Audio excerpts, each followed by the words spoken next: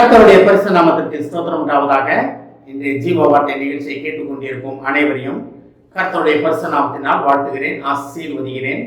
இன்றைய சின்ன தியானத்திற்கு தேவன் கொடுத்த வேத பகுதி, அது தீத்துவுக்கு எழுதின நிருபம், அதில் 3ஆம் அதிகாரம், அதில் 6ஆம் வசனம்.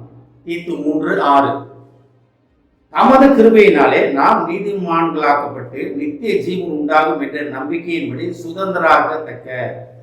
அப்ப நம்ம சுதந்திரர் என்பதற்காக தேவன் அழைக்கிறார். தேவனுக்கு சுதந்திரவாளி, நம்ம சுதந்திரவாளியாக இருக்கும்படியாக கர்த்தர் நம்மளை அழைக்கிறார். அழைத்தவர் உண்மை உள்ளவர். 8ஆம் அதிகாரம், ரோமர் 8ஆம் அதிகாரத்தில் சுதந்திரவாளினா என்னன்றது நம்ம நல்லா தெரியும். ரோமர்கள் நிருபத்தில் 8ஆம் அதிகாரம் படிச்சு பாருங்க. அப்ப சுதந்திரவாளியாக இருப்பதற்காக பிதாவானவர் கர்த்தர் நம்மளை அழைக்கிறார்.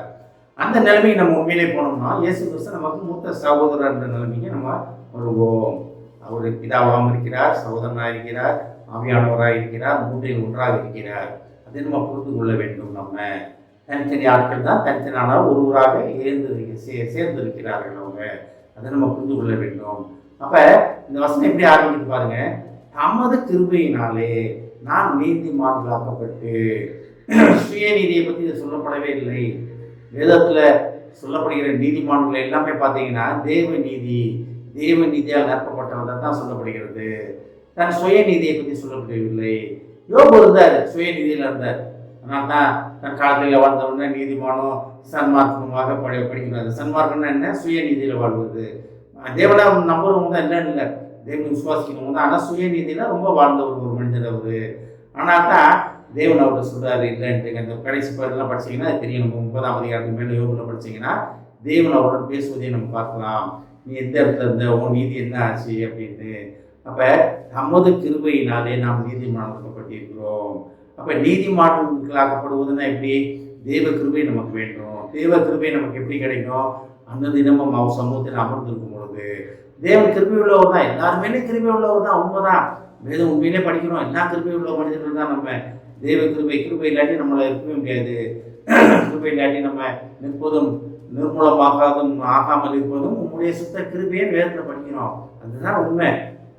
ஆனால் அந்த கிருபையில் எல்லாத்துக்கும் ஒரே மாதிரி கிருபை, நம்மளை பாவத்திலேருந்து மீட்டெடுத்து கொண்ட கிருபை.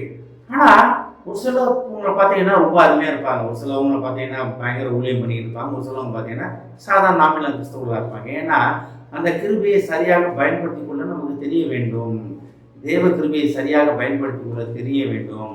சரியாக பயன்படுத்துகிறவங்க யாருன்னா சுதந்திரவாளி என்று புரிந்து கொண்டவர்கள் அதை சரியாக பயன்படுத்துகிறாங்க. அப்பா அவங்களுக்காக ஒரு பெரிய மாளிகை கட்டி வச்சு சாவியை அவங்க கையில் கொடுத்துருக்காரு. ஆனால் சாவியை திறந்து வீட்டுக்குள்ளே போக வேண்டிய பொறுப்பு உங்கள் பொறுப்பு. எனக்கு எந்த ரூம் வேணும்னு இப்போ செலக்ட் பண்ண வேண்டிய பொறுப்பு உங்கள் பொறுப்பு. அவ்வளோ பெரிய மாளிகையில் நீங்கள் தரையில் தான் படுப்பீங்கன்னா அது உங்களோட விருப்பம். அதுதான் அந்த தேவனுடைய சுதந்திரவாளினா என்பதை நம்ம புரிந்து கொள்ள வேண்டும். அதை புரிந்து கொண்டவங்க தான் தேவனுக்கு பிரியமானது எங்கேயோ போயிடுறாங்க, ஏதோ ஒரு இடத்துல இருக்காங்க. அது புரிந்து கொள்ளாமல் இருக்கவங்க அந்த மாளிகைக்குள்ளே தான் இருக்கும். இல்லை அந்த மாளிகைக்குள்ளே தான் இருக்காங்க. ஆனால் சுதந்திரவாளியாக அதை புரிந்து கொண்டவங்க அந்த சுதந்திரத்தை பயன்படுத்துகிறாங்க. தேவனுடைய கிருபையை முழுமையாக தெரிந்து கொள்கிறாங்க, பயன்படுத்துகிறவர்கள் அவங்க. அப்போ நம்மளும் அப்படி இருப்பதற்காக கர்த்தர் நம்மளை அழைக்கிறார். அப்போ பாருங்களேங்க, நம்ம தேவனுடைய சுதந்திரத்தை வீணாக நம்ம வேஸ்ட் பண்ணாமல் சுதந்திரவாளியாக அடைக்கப்பட்டிருப்பதை உணர்ந்து அதில் நிலைத்து நிற்பதற்காக கர்த்தர் நம்மளை அழைத்து கொண்டிருக்கிறார். வசனம் பாருங்களேங்க. தமது கிருபையினாலே நாம் நீதிமான்களாக்கப்பட்டு நித்திய ஜீவன் உண்டாகும் என்ற நம்பிக்கையின்படி சுதந்திரவாளியாகத்தக்க.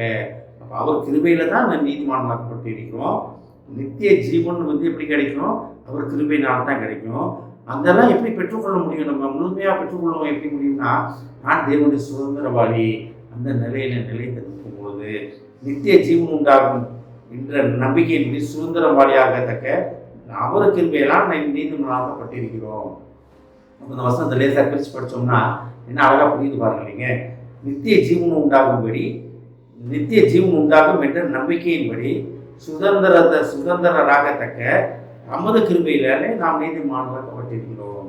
கேட்டுக்கொண்ட தேவ பிள்ளைகளே, நாம் தேவனுடைய சுதந்திரவாளியாக இருப்பதற்காக கர்த்தர் நம்மளை அழைக்கிறார். அவர் கிருபையின்படி நம்மளை அழைக்கிறார். அவர் கிருபையினாலே நம்முடைய ஆக்கப்பட்டிருக்கிறோம். அந்த நிலையிலே நிலைத்து நிற்போம். ஆமென். ஜெபிப்போம்.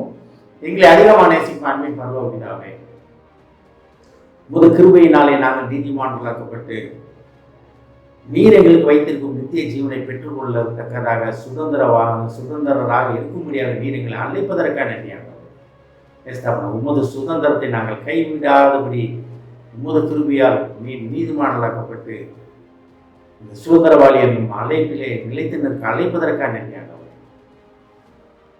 அதை பெற்றுக்கொள்ள நீர் எங்களை தகுதியாக்கியதற்கான நன்றியாக இதை கேட்டுக்கொண்டிருக்கும் ஒவ்வொருவரையும் ஆசீர்வதிக்கிறோம் அப்பா. ஒவ்வொரு குடும்பத்தையும் ஆசீர்வதிக்கிறோம் ஆண்டவரே. குடும்பத்தில் உள்ள ஒவ்வொருவரும் தகப்பனே உம்முடைய சுதந்திரவாளி என்பதை உணர்ந்து கொண்டு அந்த நிலையிலே நிலைத்து நிற்க உதவி செய்யும் ஆண்டவரே. தகப்பனே நித்திய ஜீவனை பெற்றுக்கொண்டு நீதிமான்களாக்கப்பட்டு நித்திய ஜீவனை பெற்றுக்கொள்ள நீர் அவர்களை அழைப்பதற்கான நன்றியான குடும்பத்தில் உள்ள ஒவ்வொருவரையும் ஆசீர்வதிக்கிறோம். இயேசுவின் மூலமாக கேட்கிறேன் நல்ல பிதாவே, ஆமென். கர்த்தர் உங்களை ஆசீர்வதிப்பாராக.